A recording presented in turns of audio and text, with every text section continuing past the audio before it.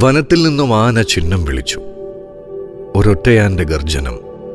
ആ ശബ്ദം വനത്തെ വിറപ്പിച്ചുകൊണ്ട് മലമടക്കുകളിലൂടെ ഒഴുകി മഞ്ഞണിഞ്ഞ താഴ്വരകളിലെ പച്ചപ്പരവതാനിയെ തഴുകി. ആ ഗർജനം ഒരു ദീർഘനിശ്വാസം പോലെ അവസാനിച്ചു. പൂമുഖത്തെ ഒരു കസേരയിൽ ചാരിക്കിടക്കുകയായിരുന്നു കുമാരൻ തമ്പി. അദ്ദേഹത്തിന്റെ കാതുകളിലും ആ ശബ്ദം വന്നലച്ചു. താനും ഒരൊറ്റയാനായിരുന്നു, അദ്ദേഹം ചിന്തിച്ചു. ഒറ്റയ്ക്ക് തന്നെ വളർന്നു, ഒറ്റയ്ക്ക് തന്നെ ചിന്തിച്ചു. എന്തെന്ത് ത്യാഗങ്ങൾ സഹിച്ചു, എന്തെന്ത് വേദനകൾ സഹിച്ചു. പക്ഷെ അപ്പോഴൊക്കെ ഒരു കുളിർച്ചോല പോലെ ലക്ഷ്മി ഉണ്ടായിരുന്നു. തൻ്റെ ദുർബല സമയങ്ങളിൽ ശക്തി തരാൻ, പരാജയ സമയത്ത് ആശ്വസിപ്പിക്കാൻ, വേദനിക്കുമ്പോൾ സമാധാനിപ്പിക്കാൻ, ഒപ്പം കരയാൻ, ചിരിക്കാൻ എല്ലാം അവൾ ഉണ്ടായിരുന്നു. അവൾ തനിക്ക് പരിശുദ്ധയായ ഗംഗയായിരുന്നു. ആ ഗംഗയുടെ അനന്തമായ സ്നേഹത്തിൽ താൻ മുങ്ങിത്താണിട്ടുണ്ട്. ബുദ്ധിയുള്ള ഒരു മന്ത്രിയും സ്നേഹമുള്ള ഒരു ദാസിയുമായിരുന്നു അവൾ തനിക്ക്. തൻ്റെ ലക്ഷ്മി, തൻ്റെ ശക്തി. അവൾ തന്നെ തനിച്ചാക്കിയിട്ട് അസ്ഥികൾ കൊണ്ട് അഴിയിട്ട് മാംസം പൊതിഞ്ഞ കൂട്ടിൽ നിന്നും ഒരു മാടപ്രാവിനെ പോലെ പറന്നുപോയി. ആ വസന്തകാലം കൊഴിഞ്ഞുപോയി. ആ സ്വപ്നലോകം കടന്നുപോയി. പിന്നെ താൻ തനിച്ചായിരുന്നു. ഇപ്പോൾ തൻ്റെ കാലവും കഴിയാറായിരിക്കുന്നു. തൻ്റെ മക്കൾ, തൻ്റെ പെൺമക്കൾ, അവർ ഒഴുക്കിലകപ്പെട്ട തോണിയിലാണ്. ആ തോണി തനിക്കൊരിടത്ത് അടുപ്പിക്കണം. പക്ഷേ ഇത്രയായിട്ടും കഴിഞ്ഞില്ല. ഈ പണവും പ്രതാപവും തനിക്കെന്തു നേടിത്തന്നു? വേണ്ടത് മനസ്സമാധാനമാണ്. അതുമാത്രമില്ല. ഈശ്വര, ഇനിയെങ്കിലും അതെനിക്ക് തരൂ. ഈ ദാസനെ അനുഗ്രഹിക്കൂ. തുറന്നു കിടക്കുന്ന ജനലിലൂടെ അകലെയുള്ള മലനിരകൾ അദ്ദേഹത്തിന് കാണാമായിരുന്നു. മലനിരകളെ പുൽകി നിൽക്കുന്ന മൂടൽ മഞ്ഞ്.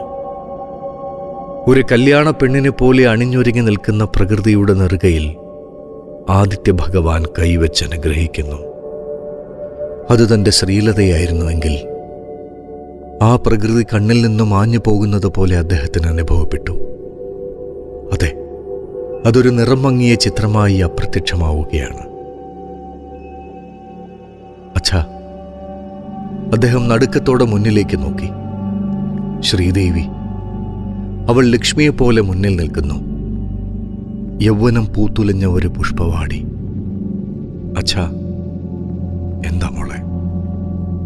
അച്ഛൻ കരയുകയാണോ? അല്ല മോളെ, നുണ പറയരുത്. ഇല്ല മോളെ. പിന്നെ കണ്ണുകൾ നിറഞ്ഞിരിക്കുന്നതോ? അദ്ദേഹം കണ്ണടയെടുത്തു മാറ്റി കണ്ണുകൾ നേരിയതുകൊണ്ടൊപ്പി. പിന്നെ അധരങ്ങളിൽ ഒരു വറ്റി വരണ്ട ചിരി ഉണ്ടാക്കിക്കൊണ്ട് പറഞ്ഞു, ഞാൻ എന്തൊക്കെയോ ഓർത്തുപോയി മോളെ. അച്ഛൻ എന്തിനാണ് ഇങ്ങനെ ഓരോന്നോർത്ത് സങ്കടപ്പെടുന്നത്? നിനക്കത് പറയാം. ഒരച്ഛൻ്റെ, അതും ആൺമക്കളില്ലാത്ത വിവാഹപ്രായമായ പെൺമക്കളുള്ള ഒരച്ഛൻ്റെ വികാര വിചാരങ്ങൾ നിനക്ക് മനസ്സിലാവില്ല. അത് മനസ്സിലാവണമെങ്കിൽ നീ ഒരമ്മയാകണം. നിനക്കും നിന്റെ അത്ര പ്രായമുള്ള പെൺകുട്ടികൾ ഉണ്ടാവണം. എല്ലാം സമയത്ത് നടക്കുവച്ച. എനിക്കിപ്പോൾ ധൃതിയൊന്നുമില്ല. എനിക്കെൻ്റെ അച്ഛൻ്റെ അടുത്ത് എപ്പോഴും ഉണ്ടാവണം. നിന്റെ കാര്യത്തിൽ എനിക്കൊരു വേവലാതിയുമില്ല. പക്ഷെ നിന്റെ ചേച്ചി. കുമാരൻ തമ്പി ഒന്ന് നിർത്തി. ശ്രീദേവി ഒന്നും പറഞ്ഞില്ല. അവളുടെ മുഖത്തും തെല്ലും മ്ലാനത വ്യാപിച്ചു. കുമാരൻ തമ്പി തുടർന്നു. ഇതുവരെ അവൾക്ക് എത്ര ആലോചനകൾ വന്നു എന്നറിയാമോ? നീ ഒരു പക്ഷെ ശ്രദ്ധിച്ചു കാണില്ല. എനിക്കറിയാം. 14. ആരും സൗന്ദര്യമില്ലാത്ത അവളെ സ്നേഹിക്കാൻ തയ്യാറില്ല. എത്ര പണം വേണമെങ്കിലും കൊടുക്കാൻ തയ്യാറായില്ലേ? എന്റെ പണം മാത്രം മോഹിച്ചു വന്നവരെ ഞാൻ ആട്ടി ഓടിച്ചു. ശരിയാണ്. അങ്ങനെ ചില നടക്കാവുന്ന കല്യാണങ്ങൾ മുടങ്ങി. അവർക്ക് വേണ്ടത് പണം മാത്രമാണ്. അതിനാണ് അവർ എൻ്റെ മോളെ വിവാഹം ചെയ്യാൻ തയ്യാറായത്. പക്ഷെ എനിക്ക് വേണ്ടത് എൻ്റെ മോൾക്കൊരു ഭർത്താവിനെ മാത്രമല്ല, അവളെ സ്നേഹിക്കാൻ ഹൃദയമുള്ള ഒരു ചെറുപ്പക്കാരനെയാണ്. അതിൽ ഞാൻ പരാജയപ്പെട്ടു മോളെ. കുമാരൻ തമ്പി നിശബ്ദനായി. ടീപ്പോയിലെ ഓസ്ട്രയിലിരുന്ന് പുകയുന്ന സിഗരറ്റ് അദ്ദേഹം കണ്ടു. അല്പം മുമ്പ് വലിച്ചിട്ട് വെച്ചതാണ്, മറന്നുപോയി. ഇപ്പോഴത് കത്തിത്തീരാറായിരിക്കുന്നു. ഇനിയും അല്പം കൂടി. അത് നേറിയെരിഞ്ഞ് പുക ഒരു വെളുത്ത നൂല് പോലെ ഉയർന്ന് ശൂന്യതയിൽ ലയിക്കുന്ന അദ്ദേഹം കണ്ടു. പുറത്ത് കാറ്റടിച്ചു. ആ പാവകരേഖ ഉലഞ്ഞു. ജനൽപ്പാളി നേരിയ ശബ്ദത്തോടെ ഇളകി. ഞാൻ ചെയ്തത് തെറ്റായിപ്പോയ മോളെ. ശ്രീലതയെ വിവാഹം ചെയ്ത് അയച്ചതുകൊണ്ട് മാത്രം എന്റെ ഉത്തരവാദിത്വം തീരുമോ? കടമ തീരുമോ? അവൾ നന്നായി ജീവിക്കുക കൂടി വേണ്ടേ? കുമാരൻ തമ്പി കണ്ണടയുടെ ഗ്ലാസുകൾ നേരിയതിന്റെ അഗ്രം കൊണ്ട് തുടച്ച ശേഷം മുഖത്ത് വെച്ചു. എന്നെ ആദ്യമായി അച്ഛ എന്ന് വിളിച്ചത് അവളാണ്. വിവാഹിതനായ ഒരു പുരുഷന്റെ ജീവിതത്തിലെ ഏറ്റവും വലിയ ഒരു നിമിഷമാണ് മോളെ അത്. ആ ധന്യ നിമിഷം. ആ നിമിഷത്തിൽ ഞാൻ എന്തു സന്തോഷിച്ചുവെന്നോ. വിവാഹം കഴിഞ്ഞ 10 വർഷങ്ങൾക്ക് ശേഷമാണ് അവൾ ഉണ്ടായത്. നിന്റെ അമ്മയുടെ നിരന്തരമായ പ്രാർത്ഥനയുടെ ഫലം. അവൾ വഴിപാട് നേരാത്ത ഒരു പുണ്യക്ഷേത്രവും പള്ളിയും ഈ നാട്ടിലില്ല. ശ്രീലത ഉണ്ടായതിനു ശേഷമാണ് ഈ ഐശ്വര്യങ്ങളൊക്കെ ഉണ്ടായത്. പക്ഷെ അവൾക്ക് കിട്ടിയതെന്നും ദുഃഖം മാത്രം. അവൾ ഉണ്ടായപ്പോ ഞാൻ എത്രമാത്രം സന്തോഷിച്ചോ അതിനേക്കാൾ അധികം അവളെ ഓർത്ത് ഞാനിപ്പോ വേദനിക്കുന്നു. അച്ഛാ, നിനക്കറിയില്ല മോളെ എന്റെ വേദന. ഈശ്വരൻ ഒരു കൈ കൊണ്ട് ഐശ്വര്യങ്ങൾ എനിക്ക് തന്നപ്പോൾ മറുകൈ കൊണ്ട് വേദനയുടെ വിത്തുകളും വിതച്ചിരുന്നു.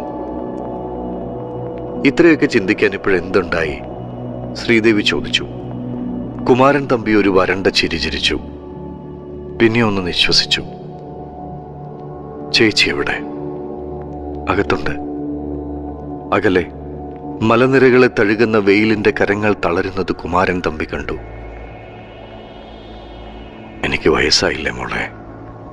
അദ്ദേഹം ശാന്തസ്വരത്തിൽ തുടർന്നു. 55 വയസ്സായി. ഒരു പ്രാവശ്യം ഹാർട്ട് അറ്റാക്ക് ഉണ്ടായി. അന്ന് ഡോക്ടർ സമതാണ് രക്ഷിച്ചത്. അടുത്ത മണി എന്നാണ് അടിക്കുന്നതെന്ന് ആരറിഞ്ഞോ? അതിനു മുമ്പ് നിങ്ങളെ ആരെയെങ്കിലും ഏൽപ്പിച്ചില്ലെങ്കിൽ എനിക്ക് സമാധാനമുണ്ടാവില്ല. അച്ഛൻ വേണ്ടാത്തൊന്നും ചിന്തിക്കണ്ട.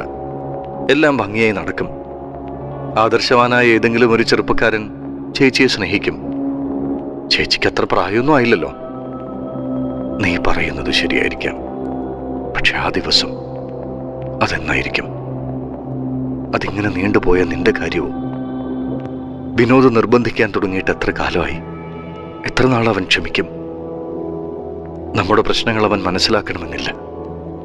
അവൻ തെറ്റിപ്പിരിഞ്ഞാൽ നിനക്കത് സഹിക്കാൻ കഴിയുമോ? അച്ഛൻ എന്തൊക്കെയാണ് ഈ പറയുന്നത്? വിനോദ് ശ്രീദേവിയുടെ കാമുകനാണ്. കോളേജിൽ വെച്ച് തുടങ്ങിയ പ്രേമം വളർന്നു പന്തലിച്ചു. ഇപ്പോഴയാൾ ബാംഗ്ലൂരിൽ ഒരു കമ്പനിയുടെ മാനേജറാണ്. രണ്ടുപേരുടെയും മാതാപിതാക്കൾക്കും ആ വിവാഹത്തിന് സമ്മതമാണ്. ശ്രീലതയ്ക്ക് വേണ്ടി കുമാരൻ തമ്പിയാണ് ആ വിവാഹം നീട്ടുന്നത്. ഈ നിമിഷം വേണമെങ്കിൽ വിനോദ് ശ്രീദേവിയെ വിവാഹം ചെയ്തു കൊണ്ടുപോകും. പക്ഷേ ചേച്ചി നിൽക്കുമ്പോൾ എങ്ങനെ അനിയത്തിയുടെ വിവാഹം നടത്തും? ആഴ്ചതോറും വിനോദിന്റെ കത്തുകൾ ശ്രീദേവിക്ക് കിട്ടുന്നുണ്ട്. അവൾ തിരിച്ചും അയക്കുന്നു. ഒരു പരിധിവരെ മാത്രമേ നിനക്കും ക്ഷമിക്കാൻ കഴിയുകയുള്ളൂ. മറ്റൊരാൾക്ക് വേണ്ടി വൃഥാ നിന്റെ ജീവിതം തുലയ്ക്കാൻ നിനക്ക് കഴിയില്ല. ആഷ്ട്രയുടെ വക്കത്തിരുന്നെരിഞ്ഞു തീരുന്ന സിഗരറ്റിന്റെ ചാരം കുമാരൻ തമ്പി അതിനുള്ളിലേക്ക് വിരലിന്റെ അഗ്രം കൊണ്ട് തട്ടിയിട്ടു. പിള്ളച്ചേട്ടൻ ഇന്ന് പോയിരിക്കുന്ന കാര്യം ഒരുപക്ഷെ ശരിയായേക്കും, ശ്രീദേവി പറഞ്ഞു. ആ ചെറുപ്പക്കാരൻ ഒരു പുരോഗമനവാദിയാണെന്ന് തോന്നുന്നു. കാലം പുരോഗമിച്ചെങ്കിലും മനുഷ്യന്റെ അല്പത്വത്തിന് ഒരു മാറ്റവും വന്നിട്ടില്ല മോളെ. ഞാൻ ഈ ലോകം ഇന്നു മുതൽ കാണാൻ തുടങ്ങിയതാ. പിന്നെ എന്റെ മോളുടെ ഭാഗ്യം. ഒരു കാർ ഗേറ്റ് കടന്ന് മുറ്റത്ത് വന്ന് നിന്നു. അതാ പിള്ളച്ചേട്ടൻ വന്നല്ലോ, ശ്രീദേവി പറഞ്ഞു. ആ, മോൾ അകത്തേക്ക് ചെന്നൊരു ചായ കൊണ്ടുവാ. അനന്തൻ പിള്ള കാറിൽ നിന്നിറങ്ങി തോർത്തുകൊണ്ട് മുഖം തുടച്ചുകൊണ്ട് അവിടേക്ക് വന്നു. തന്റെ അടുത്ത് വന്ന് ഒതുങ്ങി നിൽക്കുന്ന അനന്തൻ പിള്ളയുടെ മുഖത്തേക്ക് കുമാരൻ തമ്പി പ്രത്യാശയോടെ നോക്കി. ആ മുഖത്തെ മ്ലാനത കണ്ട് കുമാരൻ തമ്പി ചിരിക്കാൻ ശ്രമിച്ചു. എന്റെ മോളെ അവർക്ക് ഇഷ്ടമായില്ല അല്ലേ അനന്തൻ പിള്ളേ? അനന്തൻ പിള്ള അദ്ദേഹത്തെ ഒന്ന് നോക്കിയതല്ലാതെ മറുപടിയൊന്നും പറഞ്ഞില്ല. ആ ഭാവത്തിൽ അയാൾ ഇപ്പോൾ കരയുമെന്ന് തോന്നി. സാരമില്ല പിള്ളേ, എന്റെ മോൾക്ക് മാലയോഗമില്ല. ഒരു നിശ്വാസം കുമാരൻ തമ്പിയിൽ നിന്നും ഉയർന്നു. നിശബ്ദത അവർക്കിടയിൽ ഒരു കാട് പോലെ വളർന്നു. ശ്രീദേവി ഒരു ട്രെയിൽ രണ്ടുപേർക്കും കാപ്പിയുമായി വന്നു. ഇരുവരുടെയും മുഖഭാവം കണ്ടപ്പോൾ അവൾക്ക് കാര്യം മനസ്സിലായി. അവളുടെ മുഖത്തെ പ്രകാശം മാഞ്ഞുപോയി. പിള്ള കാപ്പി കുടിക്കേ. കുമാരൻ തമ്പി ഒരു കപ്പെടുത്ത് മൊത്തിക്കുടിച്ചു. പിള്ളേ, ഇന്നല്ലേ ആ കോൺട്രാക്ടർക്ക് പണം കൊടുക്കേണ്ടത്?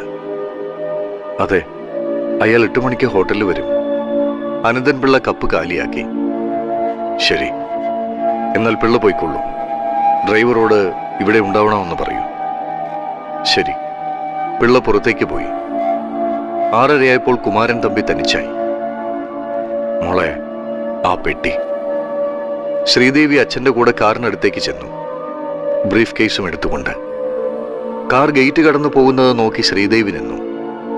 റബ്ബർ തോട്ടത്തിനിടയിലൂടെയുള്ള റോഡ്. ഇപ്പോൾ നേരത്തെ ഇരുട്ടും അല്ലേ ഗോപി? റബ്ബർ മരങ്ങളുടെ ഇടയിലൂടെ ഇരുട്ട് പതുങ്ങി പതുങ്ങി വരുന്നത് കണ്ടുകൊണ്ട് കുമാരൻ തമ്പി ചോദിച്ചു. അതേ മുതലാളി, ഡ്രൈവർ പറഞ്ഞു. പകലെരിഞ്ഞടങ്ങി. എസ്റ്റേറ്റിന്റെ അതിർത്തിയിൽ റോഡ് 2ആയി പിരിയുന്നു. ഒന്ന് മെയിൻ റോഡിലേക്ക്, മറ്റൊന്ന് വനത്തിലേക്കുള്ള കൂപ്പ് റോഡ്. മെയിൻ റോഡിലേക്ക് കാർ തിരിഞ്ഞു. കാർ അല്പം ചെന്നപ്പോൾ സാവധാനം നിന്നു. എന്തുപറ്റി? കുമാരൻ തമ്പി ചോദിച്ചു. റോഡിൽ കുറെ കല്ലുകൾ. ചീവീടുകൾ കരയുന്ന ഇരുണ്ട പരിസരങ്ങളിലേക്ക് കണ്ണയച്ചുകൊണ്ട് ഡ്രൈവർ പറഞ്ഞു. കുമാരൻ തമ്പിയും അത് കണ്ടു. എങ്ങനെയാണത് ഇവിടെ വന്നത്? അദ്ദേഹം ആരോടൊന്നില്ലാതെ ചോദിച്ചു. ആരോ റോഡ് ബ്ലോക്ക് ചെയ്തിരിക്കുകയാണ്.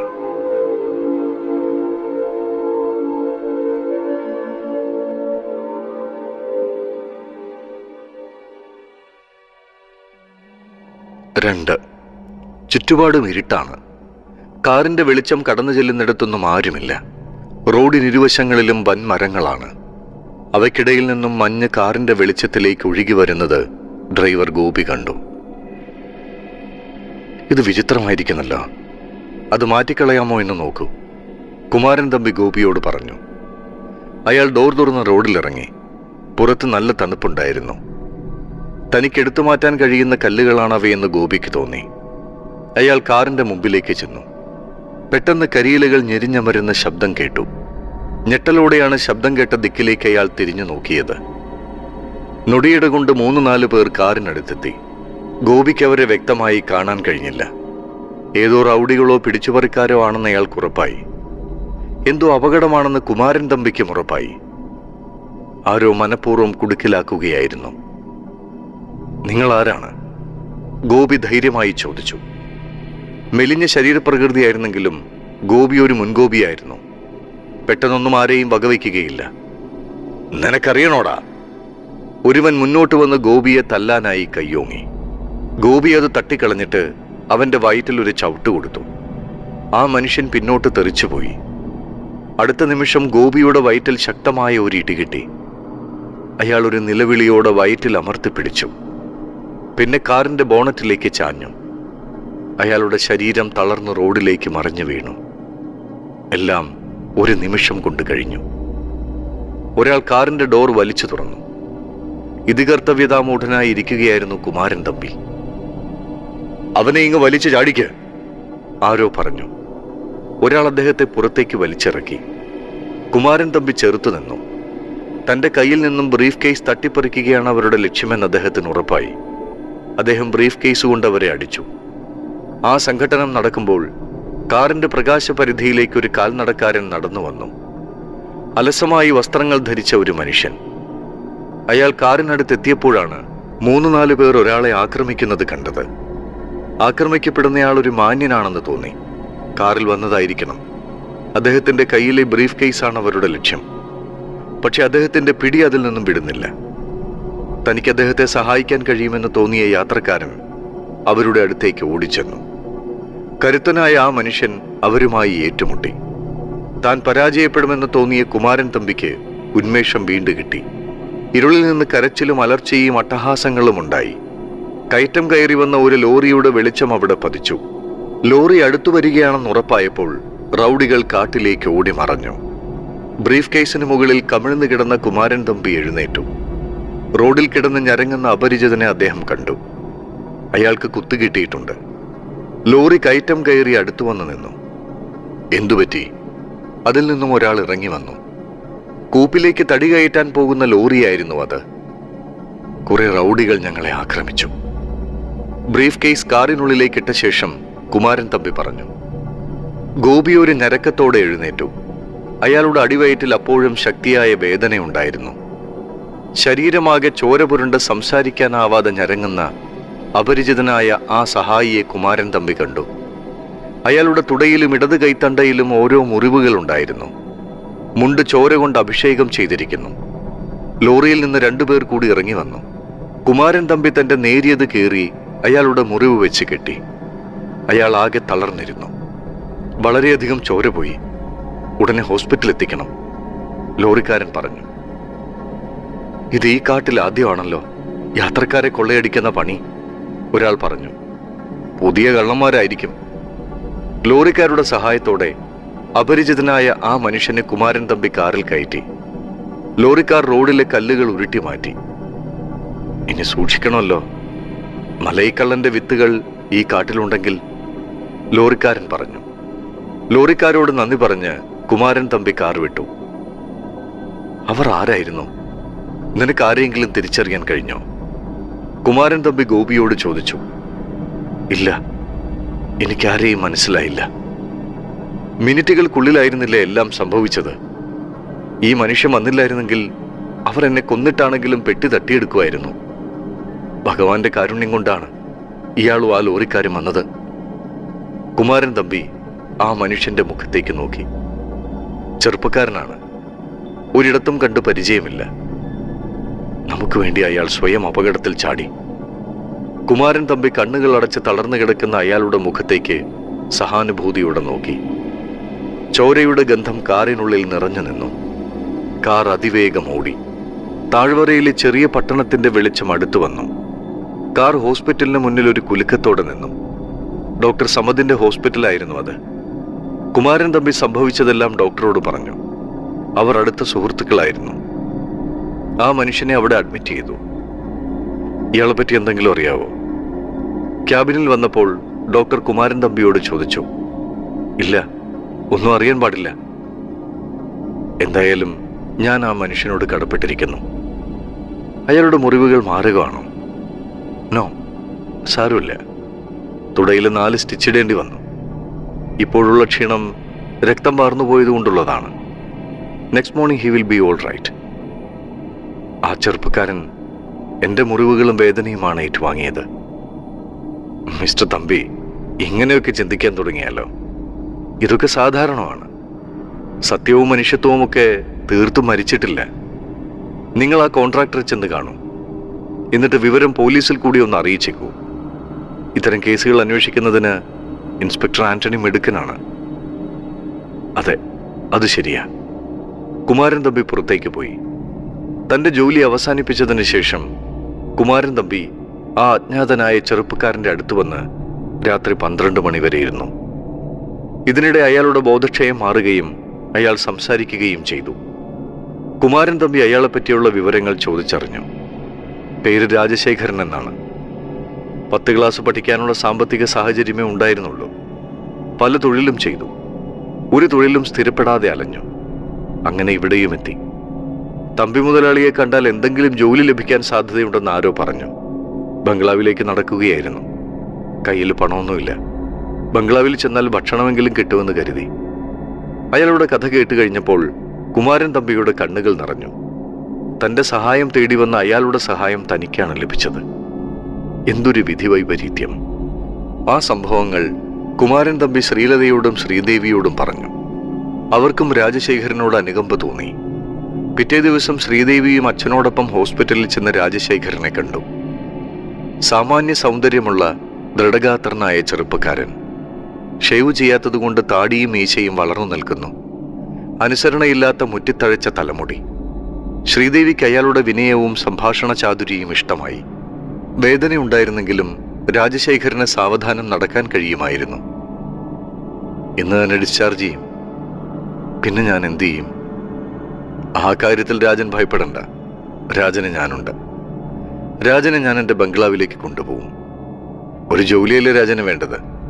അത് ഞാൻ തരാം, കുമാരൻ തമ്പി ദൃഢസ്വരത്തിൽ പറഞ്ഞു. അയാൾ അവിശ്വസനീയതയോടെ അദ്ദേഹത്തെ നോക്കി. അതെ, എനിക്ക് രാജൻ ചെയ്ത സഹായത്തിന് ഞാൻ പ്രത്യുപകാരം ചെയ്യണം. വൈകുന്നേരം അവർ ബംഗ്ലാവിലെത്തി. ആ വലിയ വീട് കാറിൽ ഇരുന്നു കൊണ്ട് അയാൾ നോക്കിക്കണ്ടു. ശാന്തസുന്ദരമായ അന്തരീക്ഷത്തിൽ ഒരു കൂറ്റൻ കെട്ടിടം. ചുറ്റും സൈപ്രസ് മരങ്ങൾ ആകാശത്തിലേക്ക് തല ഉയർത്തി നിൽക്കുന്നു. അവയുടെ നൂലുപോലുള്ള പത്രങ്ങൾക്കിടയിലൂടെ അരിച്ചിറങ്ങുന്ന അന്തിക്കതിരവന്റെ സ്വർണരശ്മികൾ. നടക്കുമ്പോൾ രാജശേഖരന് വേദനയെടുത്തു. അയാൾ പല്ലുകൾ കൂട്ടിഞ്ഞിരിച്ചു. വേദനയുണ്ട് അല്ലേ? സാരമില്ല, ഇവിടെ വിശ്രമിക്കാം. ദിവസവും പോയി ഡ്രസ് ചെയ്താൽ മതി, കുമാരൻ തമ്പി ആശ്വസിപ്പിച്ചു. അല്ലെങ്കിൽ നഴ്സിനെ ഇവിടേക്ക് വരുത്താം. പൂമുഖത്തേക്ക് കയറിയപ്പോൾ രാജശേഖരൻ നിന്നു. ജനൽ കർട്ടൻ മാറുന്നതും ഒരു സ്ത്രീയുടെ മുഖം പ്രത്യക്ഷപ്പെടുന്നതും അയാൾ കണ്ടു.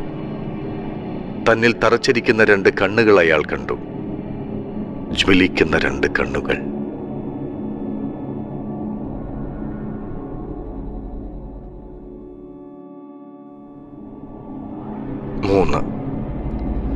ആ കണ്ണുകൾ തന്നിൽ തറഞ്ഞിറങ്ങുകയാണെന്ന് രാജശേഖരന് മനസ്സിലായി. അവരുടെ ദൃഷ്ടികൾ തമ്മിൽ കൂട്ടിമുട്ടിയപ്പോൾ ഒരു വിദ്യുത് തരംഗമുണ്ടായി. പെട്ടെന്ന് കർട്ടൻ അപ്പുറത്തു നിന്ന് തല വലിച്ചു. ചേതന മരവിച്ചതുപോലെ നിൽക്കുകയായിരുന്നു രാജശേഖരൻ. ആരാണത്? എന്തു തീക്ഷ്ണതയാണ് ആ കണ്ണുകൾക്ക്! ശ്രീദേവിയെ മാത്രമേ അയാൾക്കറിയാമായിരുന്നുള്ളൂ. ഇത് ശ്രീദേവിയല്ലെന്നുറപ്പാണ്. വെളുത്ത മുഖമാണ് ശ്രീദേവിയുടേത്. ഈ മുഖത്തിന് എന്തൊക്കെയോ പ്രത്യേകതകളുണ്ട്. അയാൾ ചിന്തിച്ചു നിൽക്കുമ്പോൾ കുമാരൻ തമ്പിയുടെ ശബ്ദം കേട്ടു. എന്താ അവിടെ നിന്ന് കളഞ്ഞത്? വരൂ. ഒന്നുമില്ല.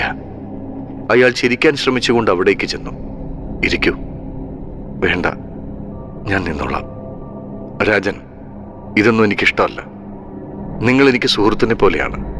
സ്നേഹവും ബഹുമാനവും വേണ്ടത് ഇത്തരം കാര്യങ്ങളിലല്ല, പ്രവൃത്തിയിലാണ്. അയാൾ ഇരുന്നു. വലിക്കൂ. കുമാരൻ തമ്പി സിഗരറ്റ് എടുത്ത് നീട്ടി. അയാൾക്ക് നിഷേധിക്കാൻ കഴിഞ്ഞില്ല. ഇരുവരും സിഗരറ്റ് വലിച്ച പുക പുറത്തേക്ക് ഊതിപ്പറപ്പിച്ചു. ശ്രീദേവി വാതിൽക്കൽ വന്ന് അച്ഛനോട് എന്തോ ആംഗ്യം കാണിക്കുന്നത് രാജശേഖരൻ കണ്ടു. വരൂ രാജൻ, നമുക്കല്പം കാപ്പി കഴിച്ചിട്ട് സംസാരിക്കാം. കുമാരൻ തമ്പി എഴുന്നേറ്റു. രാജശേഖരൻ സിഗരറ്റ് കുറ്റി ആഷ്ട്രയിൽ കെടുത്തി. സമൃദ്ധമായ സൽക്കാരമായിരുന്നു. വീണ്ടും വിസിറ്റിംഗ് റൂമിൽ വന്നപ്പോൾ മാല ചാർത്തിയ ഒരു ഫോട്ടോ രാജശേഖരൻ കണ്ടു. കുലീനയായ ഒരു സ്ത്രീയുടെ ഫോട്ടോ. ശ്രീദേവിയുടെ അമ്മയാണ്, തമ്പി പറഞ്ഞു. അവൾ എന്നെ വിട്ടുപോയി. അവർ തന്നെ നോക്കി സ്നേഹത്തോടെ വാത്സല്യത്തോടെ പുഞ്ചിരിക്കുന്നതായി അയാൾക്ക് തോന്നി. അവർ പഴയ ഇരിപ്പിടങ്ങളിൽ വന്നിരുന്ന് സംസാരിച്ചു. സിഗരറ്റുകൾ പുകച്ചു. രാജശേഖരൻ കാതോർത്തു. ഒരു സംഗീതം ഒഴുകി വരുന്നതായി അയാൾക്ക് തോന്നി. അതൊരു തോന്നലായിരുന്നില്ല. പിയാനോയിൽ നിന്നുയരുന്ന ശോകസാന്ദ്രമായ ഒരു ഗാനം. അതാരാണ്? രാജശേഖരൻ കുമാരൻ തമ്പിയുടെ മുഖത്തേക്ക് നോക്കി. അതുവരെ ആ മുഖത്തുണ്ടായിരുന്ന പ്രകാശം മങ്ങുന്നത് അയാൾ കണ്ടു. എന്റെ മോൾ. ആര്? ശ്രീദേവിയോ? എത്ര നന്നായി പിയാനോ വായിക്കുന്നു. അത് ശ്രീദേവിയല്ല. രാജശേഖരൻ സംശയത്തോടെ അദ്ദേഹത്തിന്റെ മുഖത്തേക്ക് നോക്കി. അത് എന്റെ മൂത്ത മകളാണ്, ശ്രീലത. എന്നിട്ട് എന്നെ പരിചയപ്പെടുത്തിയില്ലല്ലോ. അവൾ അങ്ങനെ ആരുടെയും മുൻപിൽ വരാറില്ല. അവൾ അവളുടെ സങ്കല്പത്തിലെ പുറന്തോടിനുള്ളിലേക്ക് ചുരുണ്ടുകൂടുകയാണ്. അതെന്താണ് അങ്ങനെ? എന്റെ മോളൊരു ഭാഗ്യഹീനയാണ്. എന്തായാലും അങ്ങയുടെ മകളെ എനിക്ക് കാണണം. ഇത്ര നന്നായി പിയാനോ വായിക്കാൻ അറിയാവുന്ന ഒരാൾ ഒരു വലിയ കലാകാരിയായിരിക്കണം. അവളെ കണ്ടു കഴിയുമ്പോൾ അത് വേണ്ടിയിരുന്നില്ലെന്ന് രാജന് തോന്നും. അതെന്താ അങ്ങനെ പറഞ്ഞത്? കുമാരൻ തമ്പിക്ക് വാക്കുകൾ ഉണ്ടായില്ല. അദ്ദേഹം മൂകനായി എരിയുന്ന സിഗരറ്റിന്റെ അഗ്രത്തിലേക്ക് നോക്കിയിരുന്നു. വിരോധമില്ലെങ്കിൽ ഞാൻ ശ്രീലതയെ കാണാം. കുമാരൻ തമ്പി ഒന്നും പറഞ്ഞില്ല. രാജശേഖരൻ സാവധാനം എഴുന്നേറ്റു. കുമാരൻ തമ്പി മൂകനായി പുറത്തേക്ക് നോക്കി. മുറ്റത്തിനരികിലെ ഒട്ടുമാവിലെ തളിരുകൾക്ക് മുകളിലൂടെ മഞ്ഞക്കിളികൾ തുള്ളിത്തുള്ളി പറക്കുന്നത് അദ്ദേഹം കണ്ടു. ആ ഗാനത്തിന്റെ ഉറവിടം തേടി രാജശേഖരൻ സാവധാനം നടന്നു. തുറന്നു കിടക്കുന്ന ഒരു വാതിലിന് മുന്നിൽ അയാൾ നിന്നു. ആ മുറിയിൽ നിന്നുമാണ് സംഗീതമുയരുന്നത്. രാജശേഖരൻ ഡോർ കർട്ടൻ ഒരു വശത്തേക്ക് മാറ്റി. പതുക്കെ, വളരെ പതുക്കെ. പിയാനോയ്ക്ക് മുന്നിൽ തനിക്ക് പുറംതിരിഞ്ഞിരിക്കുന്ന സ്ത്രീയെ രാജശേഖരൻ കണ്ടു. അവൾ എല്ലാം മറന്ന് പിയാനോ വായിക്കുകയാണ്. വില കുറഞ്ഞ സാരിയും ബ്ലൗസും ധരിച്ച ഒരു സ്ത്രീ. അസാമാന്യമായ വണ്ണം അവൾക്കുണ്ടായിരുന്നു. കറുത്ത നിറം. തലമുടി റിബൺ കൊണ്ട് കെട്ടിവച്ചിരിക്കുന്നു. രാജശേഖരൻ അടുത്തേക്ക് ചെന്നു. അയാൾ ചെല്ലുന്നതനുസരിച്ച് അവളുടെ വിരലുകളുടെ ചലനം സാവധാനത്തിലായി. അയാൾ തൊട്ടു പിന്നിലെത്തിയപ്പോൾ അത് നിലച്ചു. അയാൾ അടുത്ത് കണ്ട ഒരു സ്റ്റൂളിലിരുന്നു. അവൾ അയാളെ തെല്ലുഭീതിയോടെ നോക്കി. മിനിറ്റുകളോളം അയാൾ ആ മുഖത്തേക്ക് നോക്കിയിരുന്നു. യാതൊരു ആകർഷകത്വവുമില്ലാത്ത ഒരു മുഖമായിരുന്നു അവളുടേത്. അപകർഷതാബോധം നിറഞ്ഞു നിൽക്കുന്ന കണ്ണുകൾ. ആകെ ഒരു ആനച്ചന്തം അവൾക്കുണ്ടായിരുന്നു, ഈദി അമീന്റെ സഹോദരിയെപ്പോലെ. ശ്രീദേവിയെയും ശ്രീലതയെയും കണ്ടാൽ പകലും രാവും പോലുള്ള മാറ്റമുണ്ട്. വെറുതെയല്ല കുമാരൻ തമ്പി തന്നെ നിരുത്സാഹപ്പെടുത്തിയത് എന്നയാൾക്ക് തോന്നി. ആ കണ്ണുകളാണ് കർട്ടൻ മറവിൽ നിന്ന് തന്നെ സൂക്ഷിച്ചു നോക്കിയതെന്ന് അയാൾക്ക് മനസ്സിലായി. രാജശേഖരൻ സാവധാനം ചിരിച്ചു. അവൾ അമ്പരപ്പോടെ അയാളിൽ നിന്നും കണ്ണുകൾ പറിക്കാതെയിരുന്നു. ശ്രീലത നന്നായി പിയാനോ വായിക്കുന്നു. മനോഹരമായി. ഇത്രയും നന്നായി ആരും പിയാനോ വായിക്കുന്നത് ഞാൻ കേട്ടിട്ടില്ല, അയാൾ പറഞ്ഞു. അവൾ ഒരു സ്വപ്നം കാണുന്നത് പോലെ അയാളെ നോക്കിയിരുന്നതേയുള്ളൂ. എങ്ങനെയാണ് ഇങ്ങനെ ശോകഗാനം വായിക്കാൻ കഴിയുന്നത്? ജീവിതത്തിൽ ദുഃഖം മാത്രമല്ലല്ലോ ഉള്ളത്. എല്ലാ ദുഃഖങ്ങളും കടന്നു പോകും. നീണ്ട രാത്രിക്ക് ശേഷം പകലിന്റെ വിജയപാത പുലരി ഉയർത്തുന്നത് പോലെ. ഒന്നുകൂടി വായിക്കൂ, എനിക്കിഷ്ടമായി. രാജശേഖരൻ അവളുടെ കണ്ണുകളിലേക്ക് നോക്കി. ആ കണ്ണുകളിൽ ഒരു തിളക്കം അയാൾ കണ്ടു. മുൻപ് കണ്ട തിളക്കം. അവൾ വിരലുകൾ ചലിപ്പിച്ചു. പിയാനോയിൽ നിന്നും ഒരു ഗാനം കൂടി ഉയർന്നു. ആ ഗാനവും ശ്രദ്ധിച്ച് ബെഡിൽ അലസമായി കിടക്കുകയായിരുന്നു ശ്രീദേവി. ഗാനം അവസാനിച്ചപ്പോൾ നിശബ്ദത പരന്നു. അല്പം കഴിഞ്ഞപ്പോൾ അവൾ ഒന്ന് നടുങ്ങി. എന്തോ അസാധാരണമായത് സംഭവിച്ചതുപോലെ അവൾ ബെഡിൽ നിന്നും ചാടി എണീറ്റു. ചേച്ചിയുടെ മുറിയിൽ നിന്നും ആരോ ചിരിക്കുന്ന ശബ്ദം അവൾ കേട്ടു. മറ്റാരുമല്ല, ചേച്ചി തന്നെ. അതെ, ചേച്ചി ചിരിക്കുന്നു. അത്ഭുതം. ചേച്ചി ഉള്ളു തുറന്ന് ചിരിക്കുന്നത് അവൾ ഒരിക്കലും കണ്ടിട്ടില്ല. ഇപ്പോഴിതാ അത് സംഭവിച്ചിരിക്കുന്നു. ചേച്ചി ഉറക്കെ ഉറക്കെ പൊട്ടിച്ചിരിക്കുന്നു. അവൾ അതൊരു സ്വപ്നമല്ലെന്ന് ഉറപ്പുവരുത്താനായി പുറത്തേക്ക് ഓടി. അച്ഛനത് കേൾക്കുന്നുണ്ടോ? വിസിറ്റിംഗ് റൂമിലേക്ക് ഓടിയ ശ്രീദേവി ചേച്ചിയുടെ മുറിയുടെ മുൻപിൽ അച്ഛൻ നിൽക്കുന്നത് കണ്ടു. അവൾ അവിടേക്ക് ചെന്നു. അച്ഛൻ ഡോർ കർട്ടൻ മാറ്റി അകത്തേക്ക് നോക്കി പ്രതിമ കണക്കെ നിൽക്കുകയാണ്. ശ്രീദേവി അകത്തേക്ക് നോക്കി. രാജശേഖരന്റെ ഫലിതം കേട്ട് ചേച്ചി പൊട്ടിച്ചിരിക്കുന്നു. ഒപ്പം രാജശേഖരനും. കയ്യനങ്ങിയപ്പോൾ വേദനിച്ചതുപോലെ അയാൾ വല്ലാത്തൊരു ഭാവം കാണിക്കുന്നു. വീണ്ടും പൊട്ടിച്ചിരിക്കുന്നു. തന്റെ ജീവിതത്തിലെ ഏറ്റവും വലിയ അത്ഭുത സംഭവമാണിതെന്ന് ശ്രീദേവി ഓർത്തു. തോളിൽ ഒരു നനുത്ത കൈത്തലം പതിഞ്ഞപ്പോൾ കുമാരൻ തമ്പി തിരിഞ്ഞു നോക്കി. ശ്രീദേവി. അയാളുടെ കണ്ണുകൾ നിറഞ്ഞു തുളുമ്പി. എന്റെ മോളെ. അദ്ദേഹം അവളെ വാരി അണച്ചു. ഇരുവരും സന്തോഷം കൊണ്ട് കരഞ്ഞുപോയി. ശ്രീലതയുടെ പൊട്ടിച്ചിരി കേട്ട് ആ കെട്ടിടത്തിന്റെ ചുവരുകൾ പോലും രോമാഞ്ചം കൊള്ളുന്നുണ്ടെന്ന് അവർക്ക് തോന്നി. കുമാരൻ തമ്പി ലക്ഷ്മിയുടെ ചിത്രത്തിന് മുൻപിൽ വന്നു നിന്നു. ലക്ഷ്മി, നീ ഇത് കേൾക്കുന്നുണ്ടോ? ലക്ഷ്മി അദ്ദേഹത്തെ നോക്കി പുഞ്ചിരിച്ചു. അയാൾക്കെന്തോ മാന്ത്രിക വിദ്യ വശമുണ്ടെന്നാണ് എനിക്ക് തോന്നുന്നത്, ശ്രീദേവി പറഞ്ഞു. ഒരുപക്ഷെ ഈശ്വരൻ എന്നോട് കരുണ കാണിക്കുകയായിരിക്കും മോളെ. അദ്ദേഹം കണ്ണുകൾ ഒപ്പി. രാജശേഖരൻ വരുമ്പോൾ കുമാരൻ തമ്പി കസേരയിൽ ചാരിയിരുന്ന് സിഗരറ്റ് വലിക്കുകയായിരുന്നു. അദ്ദേഹം അയാളെ സൂക്ഷിച്ചു നോക്കി. എന്താ ഇങ്ങനെ നോക്കുന്നത്? രാജശേഖരൻ. അദ്ദേഹം എഴുന്നേറ്റ് അയാളുടെ ഇരുതോളുകളിലും പിടിച്ചു. You are great my boy.